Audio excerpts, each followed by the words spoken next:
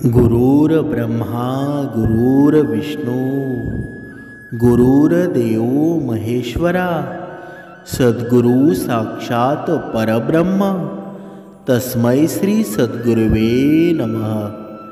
जय जय रघुवीर समर्थ। सद्गुरु चरणांना नतमस्तक होऊन आपण या निरूपणास सुरुवात करूया। समर्थांनी सांगितलेलं आहे की प्रेम असतं ना, बाळपणी फुकट मिळत असतं, पण ते तरुणपणी कमवावं लागतं आणि म्हातारपणी मागावं लागतं। हीच आहे ना जीवनाची वस्तुस्थिती। पण घरासमोर गाड्या आणि रुबाबाला श्रीमंती समजू नका, कारण घरातील म्हातारी माणसं हसताना दिसली ना की समजून जावं, समजून घ्यावं की हे घर आहे ना, हे श्रीमंताचं घर आहे। नाहीतर नुसत्या गाड्या बंगल्या बघून त्या घराला श्रीमंत म्हणू नका, कारण आजचा हा काळ आहे, आजचा हा कलियुग आहे। तुम्हाला बंगले दिसतील, गाड्या दिसतील, पण तिथे आई वडील दिसणार नाही, तिथे नवीन नवरी दिसेल। बघा, वेगवेगळ्या गोष्टींनी बघा दुराचार झालेल्या गोष्टी दिसतील, पण आपले आई वडील दिसतील का? म्हातारा म्हातारी दिसेल का? कधीच दिसणार नाही। पण ज्या घरामध्ये म्हातारा आणि म्हातारी जर असेल ना, म्हातारी माणसं असतील, त्या घराला श्रीमंत समजावं। समर्थांनी फार सुंदर वर्णन केलेलं आहे की नक्की संस्कारी माणूस असतो जरी कसा। बघा, संस्कार चांगले असतील ना तर व्यक्ती कुणाच्या ताटातलं हिसकवून कधीच खात नाही, आणि एखाद्याचं ताट मोकलं दिसलं ना तर आपल्या ताटातलं थोडं तरी दिल्याशिवाय राहत नाही। यालाच म्हणतात ना संस्कार। नाहीतर आपली मुलं असतात, आपल्या तर पाया कधी पडतच नाही, आईवडिलांना तुच्छ समजतात, पण तरीही सुद्धा आईवडील असतात ना, आपल्या मुलांचे वेगवेगळे चाळे पूर्ण करत असतात, वेगवेगळ्या गोष्टी असतात ना। बघा, आत्ता कलियुगाचा जर विचार केला, बघा आपली मुलं घरामध्ये येतात, आपल्या त्यांच्या मित्रांचा बड्डे असेल, स्वतःचा बड्डे असेल, पार्टीमध्ये सहभागी होतात, आणि स्वतःचा जर बर्थडे असेल ना तर बघा त्या वाढदिवसादिवशी मुलांना पार्ट्या देतात। ही संस्कृती आपल्याला शोभते का? आणि आपणच आई वडील आहोत हे आपल्या मुलांना पैसे देत असतो। माणसानं जोपर्यंत, प्रत्येक व्यक्तीनं आपण स्वतः पैसे कमवत नाही ना तोपर्यंत अशा गोष्टी करू नये, आणि याला दुजोरासुद्धा आईबापाने देऊ नये, तरच मुलं संस्कारी घडतील। नाहीतर या हल्लीच्या काळामध्ये, या कलियुगामध्ये संस्कार विसरून जा। म्हणून समर्थांनीही हा भक्तिमार्ग निर्माण केलेला आहे। हा साधा सोपा भक्तिमार्ग आपल्या मुलांना सुद्धा याच्यामध्ये प्रेरित करा। कितीही वाईट प्रवृत्तीचा मुलगा असू द्या, दुराकारी मुलगा असू द्या, पण एकदा की गोडी लागली ना, एकदा या मनाला ते गोडी लागली की आयुष्यभर सुटणार नाही। म्हणून सद्गुरूंचे चरण, सद्गुरूंनी सांगितलेला मार्ग हा विचार करा, आणि जेव्हा विचार करून कोणतीही कृती कराल ना तर नक्कीच आपल्या घरामध्ये वैभवाचं वातावरण निर्माण होईल। पण ते नुसतंच होईल का? बघा, काही घरामध्ये आई बाप बघा श्रवणाला बसतात, आई बाप या भक्तिमार्गामध्ये आहेत, पण मुलं नाहीत। असं का होतं? कधीतरी विचार करा, आपले संस्कार कमी पडतात का? दर वेळेला आपण म्हणत असतो सद्गुरू माझ्या मुलांना श्रवणाला बसवा, पण आपण घरामध्ये कसे वागतो हे सुद्धा आपण विचार करायला हवं। जोपर्यंत आपली मुलं आपलं ऐकत नाही तोपर्यंत आपण समजावं की आपलं मुलं आपलं का ऐकत नाही। कधीतरी विचार करून बघा। या कलियुगात जर विचार केला ना, आपण पाहत असतो की बघा काही घरांच्या बघा आतमध्ये मांजरी, कुत्री, वेगवेगळे असे पाळीव प्राणी असतात, आणि आपल्या आईबाप मात्र बाहेर असतात, घराच्या बाहेर असतात, आणि पाळीव प्राण्यांची जागा घराच्या आतमध्ये असते।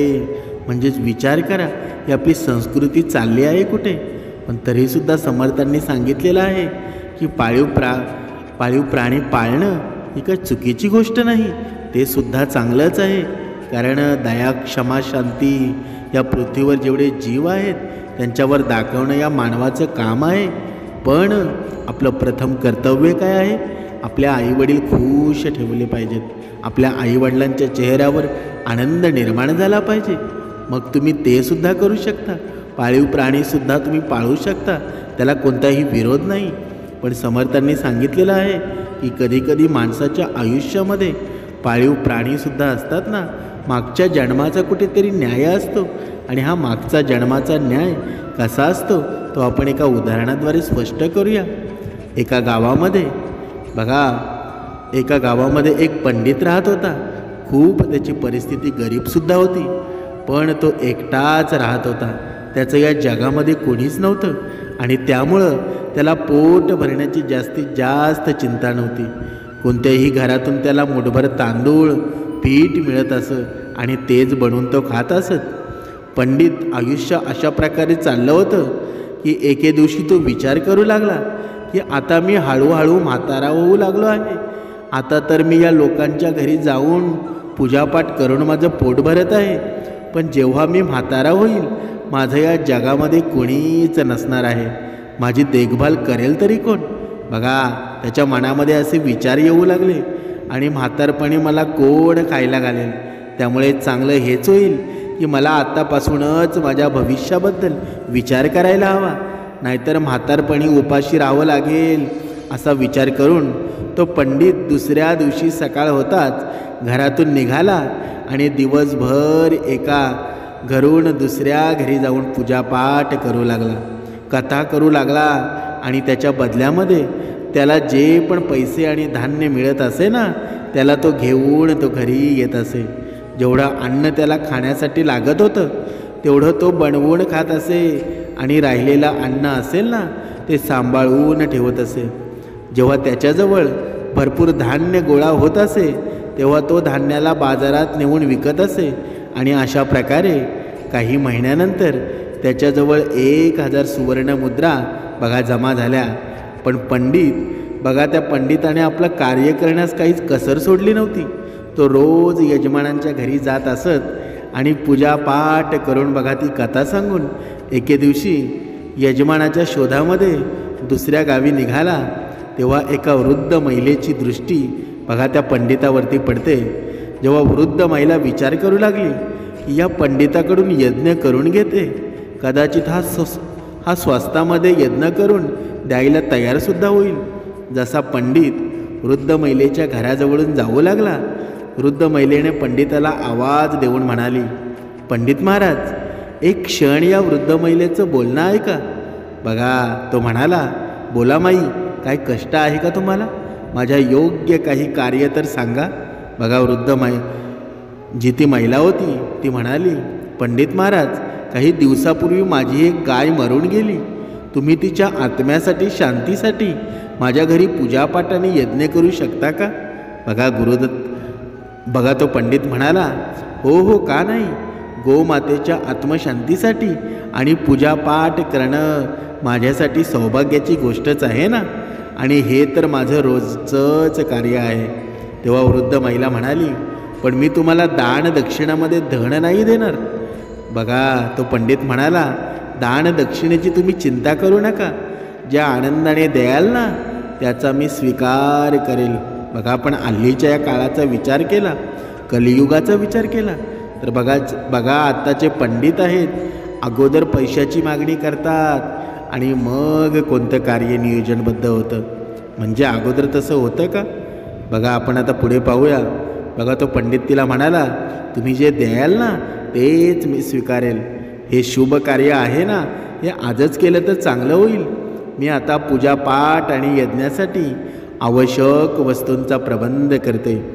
आपण लक्षात ठेवा, हे निरूपण चालू आहे तो मागील जन्माचा न्याय काय असतो याच्यावर हे निरूपण आहे. असं म्हणून त्या पंडिताने सांगितलं, आजचा दिवस आहे तो शुभ आहे. असं म्हणून तो वृद्ध महिला शीघ्र सगळ्या वस्तू घेऊन तिथे घेऊन येते आणि संध्याकाळपर्यंत त्यांनी सांगितलं सगळी पूजापाठ पूर्ण केली. पंडितानं आपली झोळी घेतली आणि म्हणाला, माई, गोमातेच्या आत्मशांतीसाठी तुम्ही जे काही केलं आहे ना त्यामुळे ईश्वर आणि गोमाता दोघेही तुमच्यावरती प्रसन्न होतील आणि तुझं भलंच करतील. आता मी माझ्या घरी परत जात आहे, त्यामुळे तुझ्या इच्छेने आणि श्रद्धापूर्वक जे काही दानदक्षिणा द्यायची असेल ते देऊ शकतेस. वृद्ध महिला म्हणाली, अवश्य महाराज, कृपा करून तुम्ही बाहेर चला. झोपडीच्या बाहेर येऊन वृद्ध महिला एक वासरू घेऊन आली आणि पंडिताला देत म्हणाली, तुम्ही दक्षिणाच्या स्वरूपामध्ये या वासराला तुम्ही घेऊन जावा. ज्या गोमातेच्या आत्मशांतीसाठी तुम्ही एवढी पूजापाठ आणि यज्ञ केला ना, त्याच गायीचं हे वासरू आहे. वासराला जन्म देताच गोमातेचा मृत्यू झाला. बघा, तो पंडित म्हणाला, पण मी या वासराला घेऊन करू काय? पंडित महाराज, तुम्ही या वासराचं पालनपोषण करा. मोठा झाल्यानंतर हा तुमचा अवश्य उपयोगी पडेल. याच्याशिवाय तुम्हाला दक्षिणेमध्ये देण्यासाठी माझ्याकडे काहीच नाही. आणि आता मी वृद्धसुद्धा झाले आहे. मी याची व्यवस्थित काळजीसुद्धा घेऊ शकत नाही. मी माझं पोटसुद्धा भरू शकत नाही. मग या वासराचं पोट कसे मी भरू शकते? बघा पंडित महाराज, माझ्या या गरिबीवरती दया करा आणि कृपा करून दक्षिणा म्हणून या वासराचा स्वीकार करा. वृद्ध महिलेचं हे बोलणं ऐकून पंडित विचार करू लागला की मी या वासराचा स्वीकार करतो. मी पण एकटाच राहतो. हे वासरू माझ्याबरोबर राहिलं तर त्याची देखभाल करायला माझं पण मन लागेल. यजमानकडून याच्यासाठी थोडा चारासुद्धा मागून आणेल. आणि तसं पण मिळालेल्या गोष्टीला हातातून असं जाऊ द्यायचं नाही. आणि या माईजवळ दान देण्यासाठी दुसरं काहीच शिल्लक नाही आहे. बघा, पंडित विचार करू लागला आणि पंडित म्हणाला, माई, तू श्रद्धापूर्वक मला दक्षिणा म्हणून या वासराला देत आहेस ना, तर मी याचा स्वीकार करतो. मला त्याची दोरी दे. वृद्ध महिला म्हणाली, देव तुझं भलं करो. आणि वासराची दोरी पंडिताला दिली. आणि अशा प्रकारे पंडित त्या वासराला घेऊन आपल्या घराच्या दिशेने निघू लागला. पंडित बघा वासराला आपल्या घरी घेऊन आला आणि त्याच दिवसापासून त्याचं पालन पोषण करू लागला. तो दररोज वासराला चारा घालायचा, पाणी देऊन यजमानांच्या घरी पूजापाठ करण्यासाठी जात असे. आणि संध्याकाळी परत येताना वासरासाठी चारा घेऊन येत असे. गावात भरपूर चारा असल्यामुळं गावातील लोक त्याला चाऱ्यासाठी नाही म्हणत नव्हते. अशा प्रकारे पंडिताला त्याच्याबरोबर वासरासाठीही खाण्यापिण्याची काहीच कमी नव्हती. बघा, दिवस निघून गेले आणि काही वर्षातच ते वासरू एक हट्टाकट्टा विशाल बैल बनला. आणि त्या गावातच काय पण आजूबाजूला गावात बघा त्या पंडिताच्या बैलासारखा दुसरा बैल नव्हता. आणि गावातले लोक जेव्हा बैलाला बघत असत ना, तेव्हा आपापसामध्ये चर्चा करत असत की या पंडिताच्या बैलाचा मुकाबलाच नाही आणि कोणी करूसुद्धा शकणार नाही.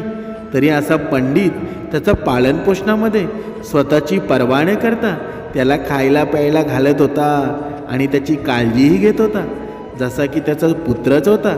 बघा, त्या पंडिताच्या बैलाची चर्चा गावातल्या सावकारापर्यंत पोचली आणि सावकार पशुपालनाचा व्यवसाय करत होता. तो प्राण्यांची खरेदी विक्रीसुद्धा करायचा.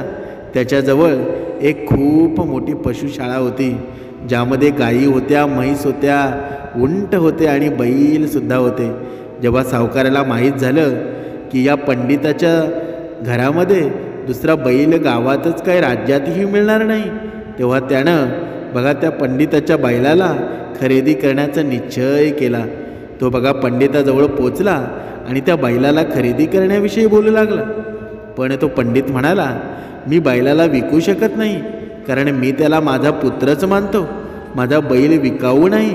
व्यापारी बैलाची जास्त किंमत देतो आणि म्हणाला, पंडित बघा, तुमच्यावर याचा काहीच फरक पडणार नाही. शेठला बघा त्या पंडितावर खूप राग आला होता. तो व्यापारी बघा त्या पंडितावर ईर्ष्या करू लागला होता. शेठ तर इथून तिथून निघून गेला, पण त्याने मनात विचार केला होता, जर या पंडिताने बैल विकला नाही तर तो बैलाला त्याच्याजवळही राहू देणार नाही. त्याने त्या पंडितापासून बैलाला वेगळं करण्यासाठी बघा एक योजना बनवली.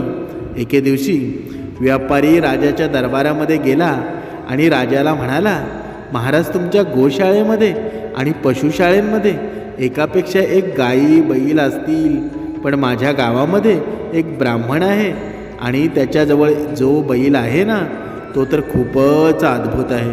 अशा प्रकारे त्याने राजाला बघा त्या पंडिताचा बैल खरेदी करण्यासाठी प्रेरित केला. आणि व्यापाऱ्याला माहीत होतं की ब्राह्मण बघा त्या राजाला नाही म्हणू शकणार नाही. आणि शेवटी त्या व्यापाऱ्याचं बोलणं ऐकून राजा प्रभावित झाला आणि राजाने त्या पंडिताला राज दरबारामध्ये बोलावलं आणि त्याचा बैल खरेदी करण्याविषयी बघा त्याच्याशी बोलू लागला.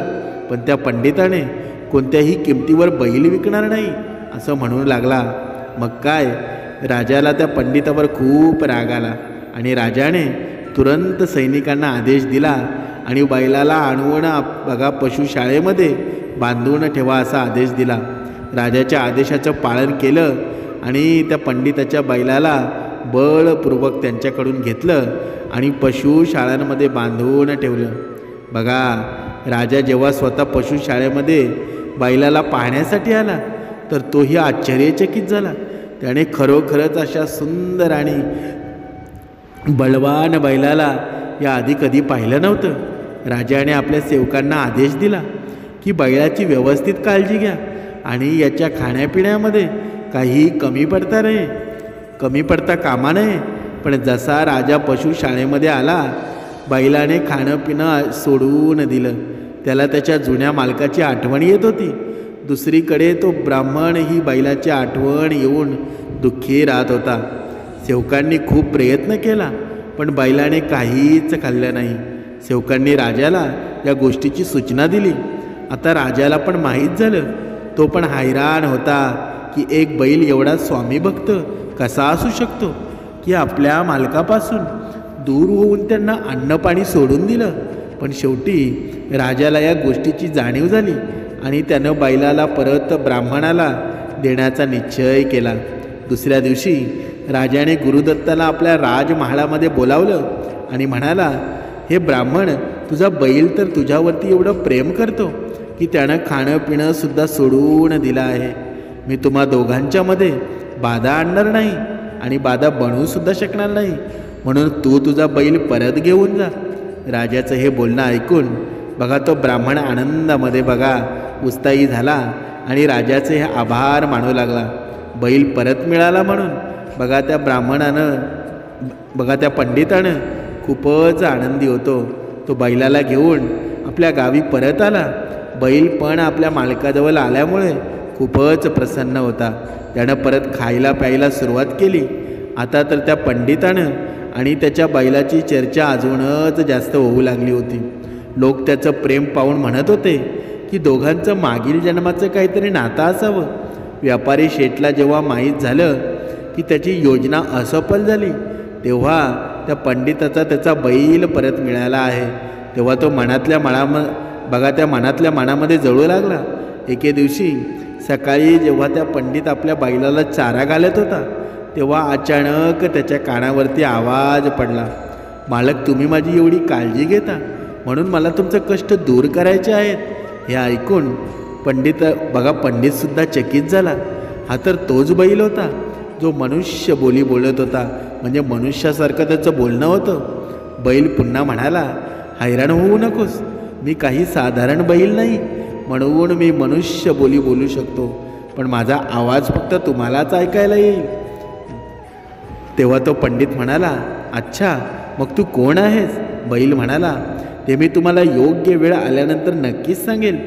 सध्या मी तुम्हाला तुमचं कष्ट दूर करण्याचा एक उपाय सांगेल. तुम्ही तेच करा जे मी सांगेल, त्यामुळं तुमची धनाची समस्यासुद्धा दूर होईल. मग बैल हळूहळू बघा त्या पंडिताला समजावू लागला. सगळं समजल्यानंतर बघा तो पंडित म्हणाला, योजना तर तुझी चांगली आहे, पण मीच या योजनेमध्ये फसलो गेलो तर? बैल पुढे म्हणाला, तुम्ही माझ्यावरती विश्वास ठेवा. मी सांगितलं आहे ना की मी काही साधारण बैल नाही. बघा त्या पंडिताला म्हणाला, ठीक आहे, मी तू सांगितल्यानुसार काम करेल. दुसऱ्या दिवशी बघा पंडित त्या व्यापारी शेठजवळ गेला आणि म्हणाला, शेठजी, मला तुमच्याकडून एक बैल खरेदी करायचा आहे, म्हणजे माझ्याजवळ बैलाचा एक जोड तयार होईल, मग मी शेतामध्ये कामही करू शकेल. व्यापारी म्हणाला, का नाही, माझ्याजवळ एकापेक्षा एक बलवान बैल आहेत. बघा पुढे म्हणाला, ते तर ठीक आहे, शेठजी, पण माझ्याजवळ बैलांच्या मुकाबल्यामध्ये दुसरा बैल तुमच्याकडे नसेल. माझा बैल तर एवढा ताकदवान आहे की धान्याच्या पोत्यांनी भरलेली 5 बैलगाड्या तो एकटा खेचू शकतो. पुढे तो पंडित बघा म्हणाला, तुझा बैल ताकदवान आहे माहिती आहे, पण एवढं खोटं बोलू नकोस. तू जे म्हणत आहेस ना ते शक्यच नाही. एक बैल 5 बैलगाड्या कसा खेचू शकतो? तो तर गाड्या हलवू सुद्धा शकणार नाही. एवढा घमंड चांगला नाही. तेव्हा तो पंडित म्हणाला, शेठजी, माझ्या बोलण्यावर विश्वास नसेल तर माझ्याबरोबर पैंज लावा. व्यापारी विचार करू लागला की हा ब्राह्मण आज तर स्वतःच कंगालवण्यासाठी आला आहे. हा तर एक असंभव पैंज लावत आहे. शेठ म्हणाला, ठीक आहे, जर तुझ्या बैलाने हा कारनामा केला ना तर मी तुला 15,000 सुवर्ण मुद्रा देईल, आणि जर तो नाही करू शकला तर तू मला 12,000 सुवर्ण मुद्रा द्यायच्या. बैल मला द्यावा लागेल. बघा तो पंडित म्हणाला, ठीक आहे, 2 दिवसानंतर सगळ्या गावासमोर माझा बैल हा कारनामा करून दाखवेल. पुढच्या 2 दिवसामध्ये सगळ्या गावामध्ये ही बातमी पसरली. 2 दिवसानंतर एका मोकळ्या जागेमध्ये धान्यानं भरलेल्या गाड्या लावल्या. सगळ्या गाड्यांना एका पाठीमागे एक जोडल्या गेल्या होत्या, आणि बघा त्या बैलाला सगळ्यात पुढे जोडलं गेलं. लोकांची गर्दी कारनामा पाहण्यासाठी खूपच उत्सुक होती. सगळ्यांच्या नजरा बैलावरती आणि बैलगाड्यांवरती लागल्या होत्या. बैलाने जोर लावायला सुरुवात केली, पण गाड्या आपल्या जाग्यावरून हलल्यासुद्धा नाही. हे पाहून शेठ खूप आनंदित झाला. पण काही क्षणातच बैलाने परत ताकद लावली, आणि यावेळी चमत्कारच झाला होता. बैलाने गाड्या खेचायला सुरुवात केली, आणि त्या गाड्या 1 मैल दूर खेचून नेल्या. लोक पाहून चकितच झाले होते. सगळ्या बैलांच्या ताकदीची प्रशंसा करत होते, आणि सगळ्यांसमोर शेठने दुःखी मनाने बघा त्या पंडिताला 15,000 सुवर्ण मुद्रा दिल्या. सुवर्ण मुद्रांची थैली घेऊन पंडित आपल्या घरी आला, आणि शेठ खूपच क्रोधित झाला होता. त्याच रात्री शेठ आपल्या काही माणसांना घेऊन त्या पंडिताच्या घराबाहेर आला, आणि बैलाला काठीनं मारू लागला. आवाज ऐकून पंडित बाहेर आला. त्यानं पाहिलं शेठ आणि त्याची माणसं जखमी होऊन जमिनीवर पडली होती. बघा त्या पंडिताला समजलं की त्याच्या बैलाने या सगळ्यांना चांगला धडा शिकवला होता, आणि शेठ आणि शेठची माणसं तिथून पळून गेली. नंतर प्रेमाने बैलाच्या डोक्यावरून हात फिरवला आणि म्हणाला, बेटा, आज तू मला खरं खरं सांग की तू नक्की आहेस तरी कोण? बैल म्हणाला, मालक, मी आज तुम्हाला खरं खरं सांगतो. तुम्ही लक्ष देऊन ऐका. गेल्या जन्मी मी एक पंडित होतो आणि भगवान शिवचा परम भक्त होतो. पण तेव्हा माझ्याकडून एक असा अपराध झाला होता ज्याच्यामुळं मला या जन्मी बैलाचं शरीर मिळालं आहे. मी पूजापाठ करून माझं पोट भरत होतो. मला एके दिवशी एक गाय आणि गाईचं वासरू दान स्वरूपात मिळालं. मी गाईचा खूपच चांगल्या प्रकारे सांभाळ केला. तिचं दूध माझ्या परिवाराचं पोषण करत होतं, पण माझं वागणं तिच्या वासरूप्रती चांगलं नव्हतं. मी त्या गाईच्या वासरूला तिचं दूध खूपच कमी पाजत होतो, आणि सगळे दूध काढून माझ्या मुलांना प्यायला देत होते. त्याचा परिणाम ते वासरू हळूहळू कमजोर झालं आणि आजारीही राहू लागलं.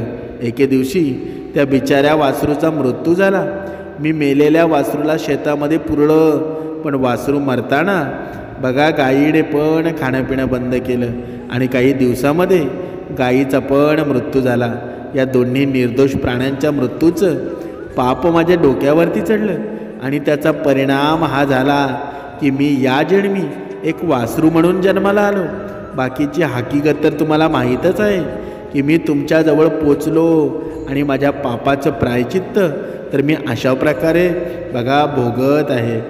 आणि तुमच्यासारख्या दयावान आणि परम उपकारी ब्राह्मणाची सेवा आणि सहाय्यता करून तुम्ही कोणताही स्वार्थ न करता माझं पालन पोषण केलं. एका मुलाप्रमाणे माझ्यावरती प्रेम केलं आहे. ते महापाप करण्याअगोदर मी काहीतरी पुण्यकर्म केला असेल, त्यामुळंच मला माझ्या मागील जन्माबद्दल माहीत आहे, आणि मी मनुष्यबोली बोलू शकतो. आणि हा भगवान शिवच्या भक्तीचा पण परिणाम आहे की मी एवढा शक्तिशाली बनलो आहे. या जन्मामध्ये मी तुमची सेवा करून पापमुक्त होईल आणि सगळं बोलणं ऐकून बघा त्या मालकाच्या डोळ्यामध्ये पाणी आलं आणि या घटनेनंतर त्या व्यापाऱ्यानं कधीही परत बघा त्या बैल मालकाला त्रास देण्याची हिंमत केली नाही. बघा समर्थांनी सांगितलेलं आहे या कथेचं तात्पर्य काय की आपण म्हणत असतो की बघा माझ्या जीवनामध्ये खूप दुःख आहे, मला वेगवेगळ्या विकारांनी मी त्रस्त झालेलो आहे.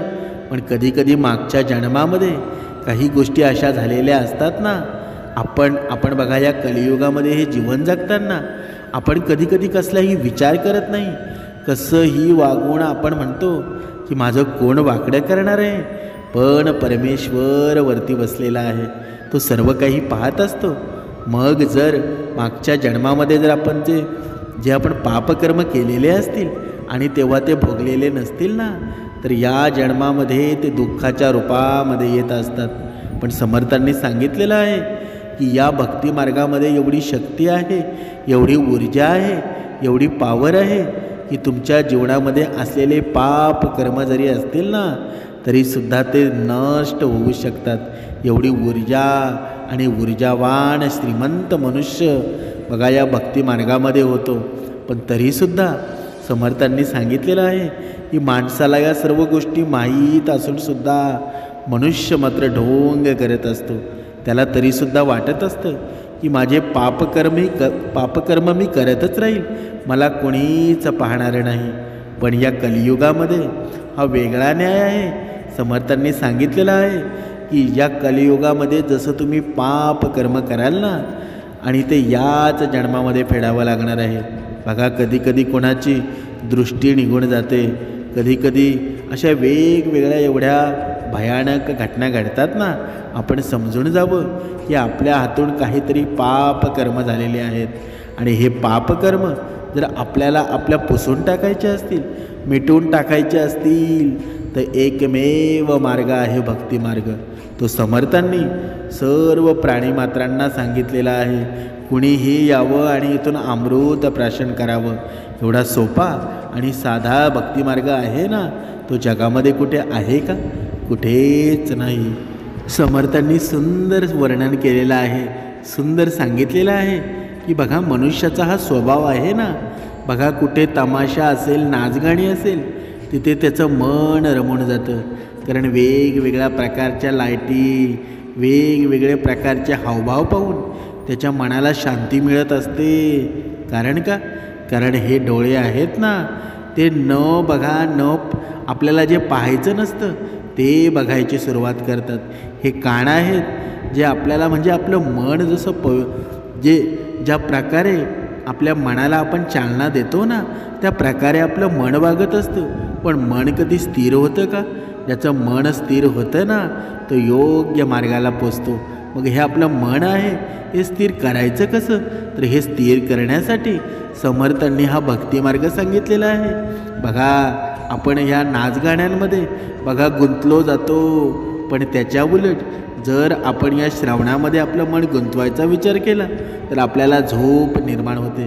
बघा कधीकधी आपण श्रावणाला बसतो, पण काही माणसं एवढी झोपी जातात ना की त्यांना स्वतःला कळत नाही. म्हणजे एवढी शांतता. बघा कधीकधी माणसाला झोपेच्या गोळ्या खाऊनसुद्धा झोप येत नाही. पण समर्थांनी सांगितलेलं आहे जर कोणाला झोप जर लागत नसेल ना तर श्रावणाला बसा, तुमचं झोपेवर नियंत्रणसुद्धा होईल आणि तुम्ही झोपेसुद्धा जाल. म्हणजेच काय? म्हणजेच आपण श्रावणाला बसून झोपे जायचं का? तर नाही, असं अजिबात करायचं नाही. कारण हे मन आहे ना, श्रवणाने एकचित्त होऊन जातं, स्थिर होऊन जातं. आणि उपासना आहे, 2 वेळची उपासना आहे.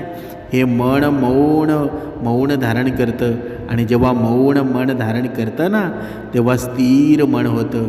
बघा आपली बुद्धी एकाग्र होते आणि आपण चांगल्या गोष्टींमध्ये मन गुंतवू लागतो. वाईट गोष्टींपासून आपण दुरावले जातो आणि वाईट गोष्टी जेव्हा आपल्या मनाला बघा जवळ येतात तेव्हा आपल्याला त्या नकोशा होतात आणि चांगल्या गोष्टींची सुरुवात आपल्या जीवनामध्ये निर्माण होते. म्हणून समर्थांनी सांगितलेलं आहे, दिवा जरी सूर्याची बरोबरी करू शकत नसला ना तरी अंधारात त्याचं महत्त्व सूर्यासारखं असतं. म्हणजेच काय? म्हणजेच भरपूर अंधार असेल एखाद्या रूममध्ये भरपूर अंधार असेल आणि जर आपण बघा दिवा प्रज्वलित केला तर तो सूर्यापेक्षाही मोठा असतो, कारण त्या अंधारामध्ये प्रकाश निर्माण होतो. अशाच दिव्यासारखं आपल्याला या भक्तिमार्गाची सुरुवात करायची आहे. आपल्याला अगोदर सूर्य होण्याची गरज नाही. दिव्यापासून सुरुवात करा. नवीन नवीन तुमचं मन आहे ना, श्रवणामध्ये बघा बसणार नाही. ते मन वाईट गोष्टींमध्ये बघा ओढलं जाईल. पण तरीसुद्धा आपण आपल्या मनावर ताबा ठेवायचा आहे. आपल्या घरातील मुलं आहेत, आपला भाऊ आहे, आपले आईवडील आहेत, त्यांना सर्वांना श्रवणाला बसवा. निदान एक बघा 5-6 वेळा तरी श्रवणाला बसवा. त्यांचं मन आहे ना नक्कीच श्रवणामध्ये जोडलं जाईल, नक्कीच या भक्तिमार्गामध्ये जोडलं जाईल. आणि मग बघा त्यांच्या जीवनातसुद्धा एवढा आनंद निर्माण होईल. कारण हा आनंद निर्माण करणारे सद्गुरू आई या जगामध्ये कुठेच नाही. जिथे पाहाल ना तिथे तुम्हाला सद्गुरू आई दिसेल, पण ज्याच्या मनामध्ये भक्ती नसेल त्याला सद्गुरू आई दिसेल का? त्याला सगळीकडे अंधकार दिसेल. पण तुमच्या मनामध्ये जर भक्तिमार्ग निर्माण झाला ना तर तुमच्या बोलण्या चालण्यामध्ये सद्गुरू आईशिवाय काहीच दिसणार नाही. सर्व ठिकाणी जिथे जागा नाही तिथे माझी सद्गुरू आई दिसते. म्हणून आपल्या जीवनाचा आपणच बघा उपयोग करा आणि हे मन एकचित्त करण्यासाठी हा भक्तिमार्गाचा अवलंब करा. जीवनामध्ये प्रेम निर्माण करा. कारण तुमची जर भाषा गोड असेल ना तर जीवनामध्ये प्रेमच निर्माण होईल. म्हणून ही वाणी आहे बघा, वापरताना विचार करा. कारण कुणाचं मन दुखलं जाऊ नये, जगामध्ये प्रेम निर्माण व्हावं अशी जर तुमची भावना असेल तर तुमच्या जीवनामध्ये सुद्धा प्रेम निर्माण झाल्याशिवाय राहणार नाही. बघा दुसऱ्याचा सुद्धा विचार करा. स्वतःच्या जीवनामध्ये चांगल्याच गोष्टी घडतील. कारण समर्थांनी या भक्ताला मार्ग सांगितला आहे ना, कधीही दुसऱ्याचं तो अहित करणार सुद्धा नाही. बघा विचार करा आणि स्वतःमध्ये बदल करा. जय जय रघुवीर समर्थ.